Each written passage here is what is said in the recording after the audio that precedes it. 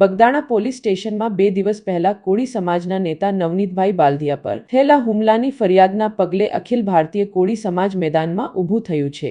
સમાજના નેતાઓએ મહુવા મામલતદારને આવેદનપત્ર પાઠવ્યું છે। તેઓએ કહ્યું કે સમગ્ર ઘટનામાં તમામ આરોપીઓને ઝડપી નહીં લાવવામાં આવ્યા તો ઉગ્ર આંદોલન માટે તેમને મજબૂર થવું પડશે।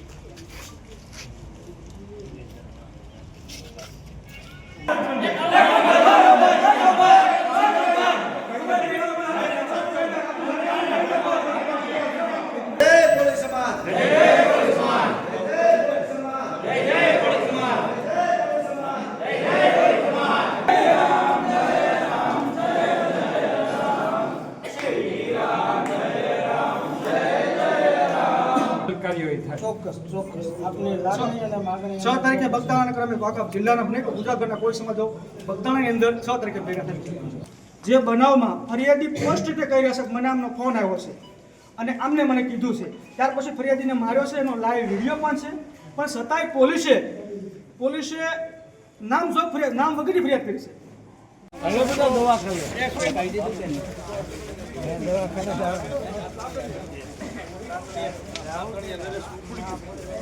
આજરોજ ભાવનગર જિલ્લાના કોળી સમાજના તમામ આગેવાનો અહીં મહુવા મામલતદાર કચેરી ખાતે જે બગદાણાના સરપંચના દિયર ઉપર જે હુમલો થયો તે માયાભાઈના પુત્ર દ્વારા પૂર્વ આયોજિત કાવતરું રચી જે બોરડાના સરપંચ છે તે પણ તે સ્થળ ઉપર હાજર હતા। બુટલેગરો જે માયાભાઈના દીકરાના મૂળ તો સાગરીતો છે તેના માણસો છે અને જે એની આખી ઘટના છે તે સંપૂર્ણ ઘટનામાં પૂર્વ આયોજિત કાવતરું છે। કારણ કે માયાભાઈના દીકરાએ પહેલાં જ તે આ નવનીતભાઈને ફોન કરેલો, બોરડાના સરપંચે પણ એને પણ ફોન કર્યો।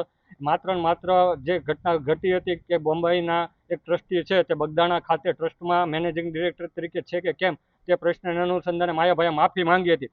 તે માફી માંગી તે માયાભાઈના દીકરાને ગમેલું નહીં, તેને માત્ર ઈરાદો બનાવી પૂર્વ આયોજિત કાવતરું રચી આ સરપંચના દિયર પર હુમલો કરી તેમને ગંભીર ઇજાઓ પહોંચાડવામાં આવી છે। આ ગંભીર ઇજાઓને લઈને આ જે એફઆઈઆરમાં છે તે વિવિધ કલમોનો ઉમેરો થાય, યોગ્ય નામનો ઉમેરો થાય તે અનુસંધાને આજરોજ મામલતદાર કચેરી ખાતે અમે આવેદન આપ્યું છે। જો 3 દિવસ પહેલા જે બનાવ બન્યો છે બગદાણાના સરપંચના જે દિયર છે અને કોળી સમાજના આગેવાન છે એમની માથે જે હુમલો થયો છે એના અનુસંધાને અમે આજે મહુવા મામલતદાર કચેરી આવેદનપત્ર દેવા આવ્યા છે।